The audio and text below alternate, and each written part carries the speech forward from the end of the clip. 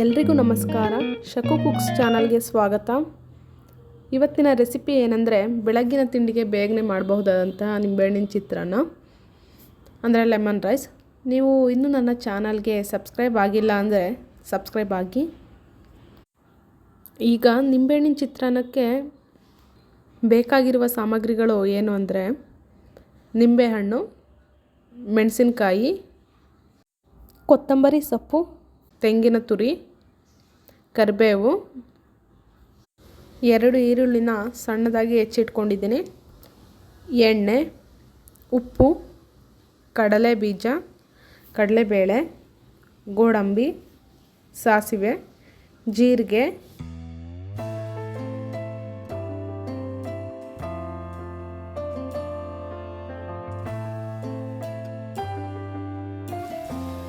ಈಗ ಒಂದು ಬಾಣಲಿಗೆ 1 ಚಮಚದಷ್ಟು ಎಣ್ಣೆ ಹಾಕ್ಕೊಳ್ಳೋಣ.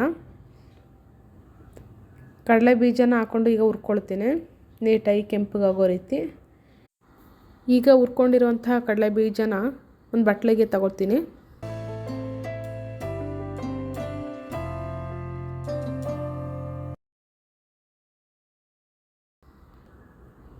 ಅದೇ ಎಣ್ಣೆಗೆ ಗೋಡಂಬಿನ ಹಾಕ್ಕೊಂಡು ಸ್ವಲ್ಪ ಕೆಂಪಗಾಗೋ ರೀತಿಯಲ್ಲಿ ಹುರಿದ್ಕೊಳ್ಳೋಣ.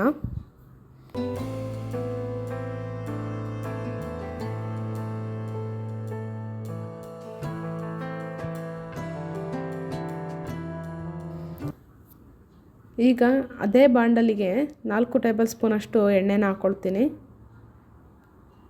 ಎಣ್ಣೆ ಸ್ವಲ್ಪ ಕಾದಿದೆ ಅಂತ ಗೊತ್ತಾದಮೇಲೆ ಸಾಸಿವೆ, ಜೀರಿಗೆ ಹಾಕ್ಕೊಂಡು ಚೆನ್ನಾಗಿ ಹುರ್ಕೊಳ್ಳೋಣ.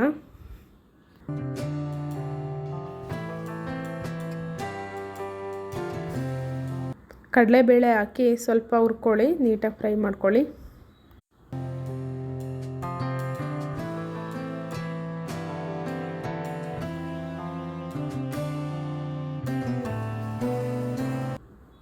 ಹಸಿಮೆಣಸಿನ್ಕಾಯಿ ಹಾಗೂ ಈರುಳ್ಳಿನ ಹಾಕ್ಕೊಂಡು 1-2 ನಿಮಿಷ ಎಣ್ಣೆಲಿ ಹಂಗೆ ಚೆನ್ನಾಗಿ ಬೇಯಿಸ್ಕೊಳ್ತೀನಿ.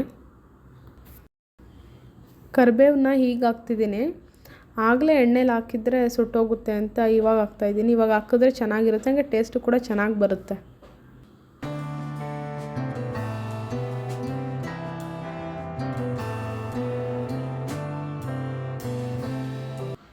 ಪ್ಲೇಟ್ನ ಮುಚ್ಚಿ ಈಗ ಒಂದು 3-4 ನಿಮಿಷ ಎಣ್ಣೆಲಿ ಈರುಳ್ಳಿ ಮತ್ತು ಮೆಣಸಿನ್ಕಾಯಿನ ಬೇಯಿಸ್ಕೊಳ್ತೀನಿ. 1/4 ಟೇಬಲ್ ಸ್ಪೂನಷ್ಟು ಅರಿಶಿನ ಹಾಕ್ಕೊಳ್ಳೋಣ. 1.5 ಚಮಚ ಉಪ್ಪು ಹಾಕ್ಕೊಳ್ಳೋಣ. ನೀವು ಉಪ್ಪು ನಿಮ್ಗೆ ಎಷ್ಟು ಬೇಕಷ್ಟು ಹಾಕ್ಕೊಳ್ಳಿ, ರುಚಿಗೆ ತಕ್ಕಷ್ಟು. ಯಾಕಂದರೆ ಕೆಲವರು ಅನ್ನಕ್ಕೂ ಮೊದಲೇ ಉಪ್ಪು ಹಾಕ್ಕೊಂಡಿರೋದ್ರಿಂದ ಇಲ್ಲಿ ಗೊಜ್ಜಿಗೆ ಸ್ವಲ್ಪ ಕಡಿಮೆ ಉಪ್ಪು ಹಾಕ್ಕೊಳ್ತೀರಾ. ಸೊ ಹಾಗಾಗಿ ನೋಡಿ ಹಾಕ್ಕೊಳ್ಳಿ. ತೆಂಗಿನಕಾಯಿ ತುರಿನ ಸೇರಿಸ್ಕೊಳ್ಳೋಣ.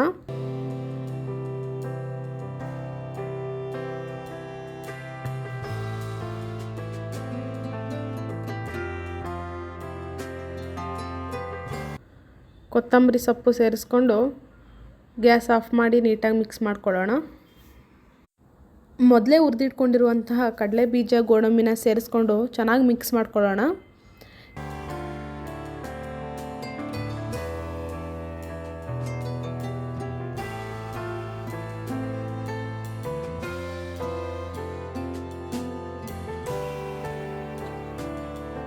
ಈಗ ಸ್ವಲ್ಪ ಗೊಜ್ಜನ್ನ ನಾನೊಂದು ಬಟ್ಲಿಗೆ ಎತ್ತಿಟ್ಕೊಳ್ತೀನಿ, ಯಾಕಂದರೆ ಇಲ್ಲಿ ಗೊಜ್ಜು ಜಾಸ್ತಿ ಇದೆ.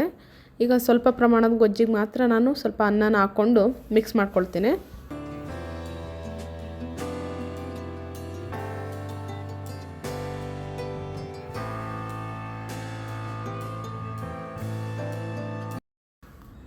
ಅನ್ನ ಹಾಕಿದ್ಮೇಲೆ ನಿಂಬೆಹಣ್ಣಿನ ರಸನ ಇಂಟ್ಕೊಳ್ಳೋಣ.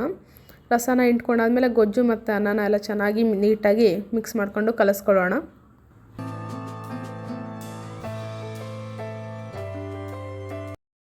ಈಗ ರುಚಿಯಾದ ಲೆಮನ್ ರೈಸ್ ರೆಡಿಯಾಗಿದೆ. ಈ ಲೆಮನ್ ರೈಸ್ ಮಾರ್ನಿಂಗ್ ಬ್ರೇಕ್ಫಾಸ್ಟ್ಗೆಲ್ಲ ಬೇಗನೆ ಮಾಡಬಹುದು. ನೀವು ಇನ್ನೂ ನನ್ನ ಚಾನಲ್ಗೆ ಸಬ್ಸ್ಕ್ರೈಬ್ ಆಗಿಲ್ಲ ಅಂದರೆ ದಯವಿಟ್ಟು ಸಬ್ಸ್ಕ್ರೈಬ್ ಆಗಿ. ಹಾಗೆ ಈ ವಿಡಿಯೋ ಇಷ್ಟ ಆಗಿದ್ದರೆ ಲೈಕ್ ಮಾಡಿ.